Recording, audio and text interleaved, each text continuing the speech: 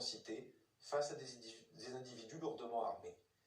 Je veux ici saluer leur courage, leur professionnalisme et le sang-froid de ces policiers et gendarmes qui, depuis le début de la crise, sous l'autorité du préfet Alexandre Rochat, prennent des risques pour protéger les populations, mettre un terme aux troubles et présenter à la justice ceux qui commettent ces violences. Leur travail porte ses fruits. Depuis plusieurs nuits, la situation se stabilise. La moitié des barrages a déjà été démantelée et surtout plus d'une centaine d'individus auteurs de violences ont été interpellés et confiés à l'autorité judiciaire. Ils sont souvent défavorablement connus des services de police et de gendarmerie. Nous resterons d'une vigilance sans faille dans les prochaines heures et les tout prochains jours. Les troubles commis par ces personnes violentes ne doivent pas être confondus avec la mobilisation sociale de ceux qui présentent des revendications, en particulier au titre de l'obligation vaccinale. En Guadeloupe, ils sont 1400 personnels hospitaliers qui, exprimant des doutes ou des convictions personnelles sur le vaccin, ont fait le choix de privilégier leur liberté individuelle plutôt que leur carrière professionnelle. Ce choix est un choix individuel. Je ne le critiquerai pas, ce n'est pas mon rôle. L'Assemblée nationale et le Sénat en ont longuement débattu. Le débat a été tranché et la loi a été votée, puis validée par le Conseil constitutionnel. Elle doit désormais être appliquée. Notre rôle, en revanche, avec le ministre de la Santé, Olivier Véran, c'est d'assurer que le système de soins soit le meilleur possible en Guadeloupe. Or, demander à revenir sur l'obligation vaccinale des soignants, cela revient à dire que nous n'aurions moins d'exigences pour le système de soins en Guadeloupe qu'ailleurs. Cela revient à dire que les Guadeloupéennes et les Guadeloupéens peuvent être soignés dans des conditions inférieures aux standards du modèle hospitalier national. Cela, nous ne pouvons pas l'admettre.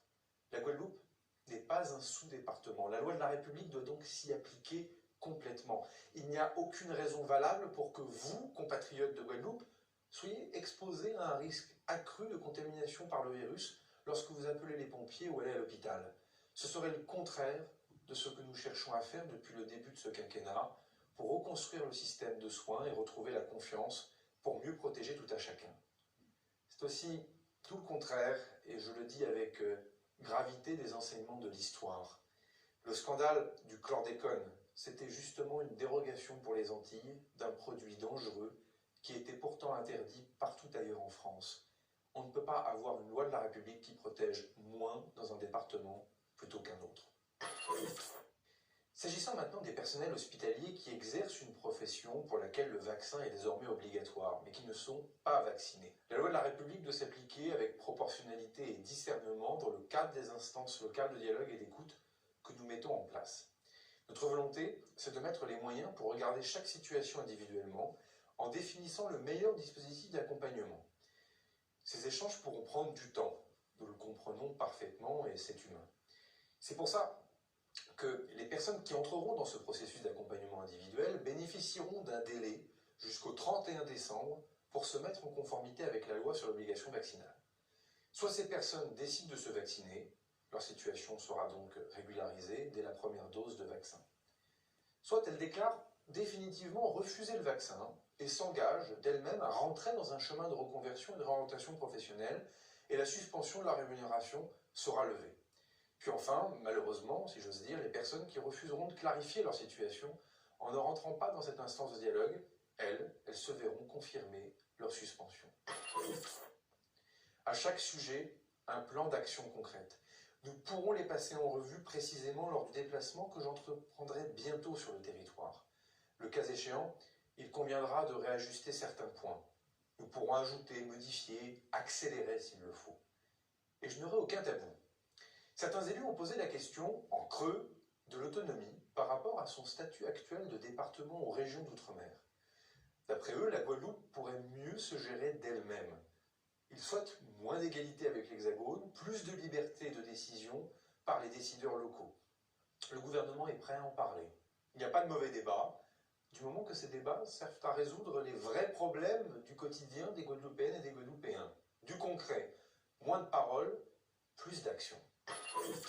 Il faut respecter, ça je crois que c'est très important, les spécificités de nos outre-mer.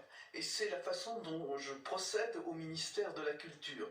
Je suis en contact avec mes directions des affaires culturelles dans les territoires ultramarins, en particulier en Guadeloupe. Il y a des dossiers qui sont des dossiers de spécificité culturelle. Je pense par exemple, il y a un dossier qui est en préparation sur le Ka en Guadeloupe. C'est une manifestation de musique, le Goka, avec des tambours qui s'appellent les tambours Ka. On est en train de préparer un dossier à l'UNESCO sur cette pratique culturelle guadeloupéenne. Moi, je veux pas que ça prenne du retard. La date limite, c'est le 10 janvier. Et j'ai dit à mes directeurs des affaires culturelles, j'ai dit, on va travailler sur ce dossier. Il faut justement, sur les secteurs de la culture, donner plus de liberté encore. Nous devons donc bien distinguer les violences inacceptables dont la Guadeloupe a été le théâtre ces derniers jours et la situation des pompiers et des soignants. À ces deux crises, cependant, une troisième est venue s'ajouter, que nous connaissons hélas mieux. C'est la crise permanente que connaît la Guadeloupe depuis des années. Ce sont les douleurs du quotidien qui ont été réveillées, c'est ce chômage endémique qui frappe particulièrement les jeunes et que personne, à gauche ou à droite, depuis des décennies, n'arrive à faire durablement et structurellement baisser.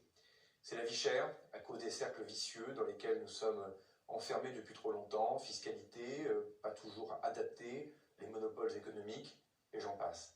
Ce sont tous les défis de l'insularité et de la double insularité pour nos compatriotes de Marie-Galante, de la Désirade et des îles des Saintes.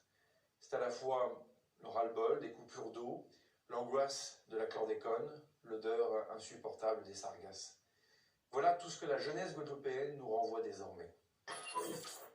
La vérité, c'est qu'il n'y a pas d'autre chemin que de faire travailler l'État et les élus locaux ensemble avec toute la société civile. Il n'y a pas d'autre chemin que d'avoir un effort méthodique, soutenu et constant pour régler les sujets les uns après les autres, mais aussi partager les contraintes. C'est mon engagement au nom du gouvernement vis-à-vis de vous. Je ne prendrai qu'un exemple, parce qu'il me tient à cœur, c'est celui de l'eau. Je me souviens encore de la conférence que nous avions organisée avec vos élus à l'aéroport lors de mon premier déplacement ministériel en novembre 2017. J'étais secrétaire d'État en charge de l'écologie et du courrier que j'ai écrit aux élus quelques jours plus tard. Depuis, que de chemin parcouru, 6500 fuites réparées grâce aux investissements du gouvernement depuis 2020. Au total, 90 millions d'euros ont été engagés par l'État depuis 2017. Le SIAG a été dissous, une nouvelle structure a été créée par la loi, voulue par les parlementaires, qui repart sur des bases saines. La route est encore longue, mais elle est tracée. Il nous faut maintenant continuer sans relâcher nos efforts. Si chacun fait sa part du travail, d'ici 2027, le sujet de l'eau sera résolu en Guadeloupe. Cette compétence, historiquement celle des communes, fait pourtant l'objet d'un soutien de l'État unique en son genre. C'est aussi la preuve que c'est dans l'unité de la puissance publique que nous améliorerons la vie de nos concitoyens. Le travail que nous menons actuellement sur l'eau, nous devons l'engager prioritairement pour notre jeunesse. Parce qu'elle a privé de nombreux élèves et étudiants de l'accès aux cours, à leur apprentissage, à leur stage, la crise sanitaire a rendu ce chantier encore plus urgent. Notre plan d'action ne pourra connaître qu'un objectif, accompagner chaque jeune vers l'emploi.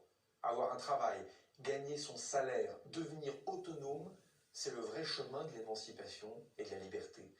Le coup d'arrêt porté à l'activité économique ces derniers mois a interrompu le parcours déjà difficile de nombreux jeunes Guadeloupéennes et Guadeloupéens vers l'emploi.